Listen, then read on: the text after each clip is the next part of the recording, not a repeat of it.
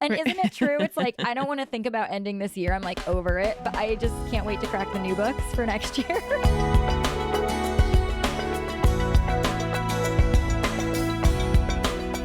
I love being able to look back on the school year.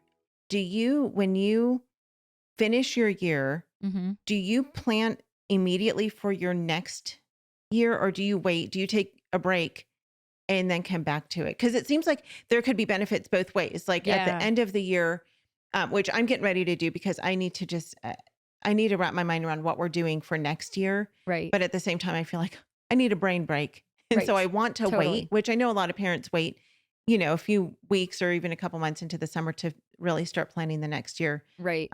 What do you do typically? Well, so as I actually just finished my last plans to end this year, I was making Post-it notes of, okay, this concept, I want to make sure we hit. So I was kind of making notes of, we need to do this next year. I need to hit this. Like they didn't do a research paper that I wanted them to do. So we'll start the next year with that. So I just was like writing notes, filing them away so that at least I'm like, that's there. And then I'm going to give myself, I need to get through June because there's convention, there's lots happening. And then when my life slows down in July, then I'll get all of those notes out and I'll start planning the next year. But I do take notes when it's fresh because I need to remember like, oh, she didn't master the 5s times table or whatever, Yeah. So I do a little bit of both, but I think it doesn't matter. Whatever, you'll figure out what works, and things work different in different years. Yeah. Yeah. True. I love planning. Did you see that meme? There was a hilarious meme that went around, and there was a picture of a mom that just like looked exhausted and haggard, and it said, me finishing up this year's curriculum. And then underneath it, there was like the Sound of Music lady, like, going through the fields and so happy and excited. She says, this is me planning for next year's curriculum. And isn't it true? It's like, I don't want to think about ending this year. I'm like over it, but I just can't wait to crack the new books for next year.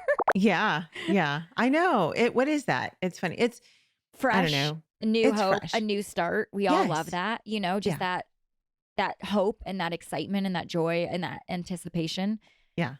Yeah. So, that's exactly what it is. I love planning. I like planning. I just like executing. Am not very good at executing it always. Yeah, I know. Totally. It's why I like to make spreadsheets. So, I can plan and make these beautiful color-coded spreadsheets, but actually putting those spreadsheets into real life action. That's funny.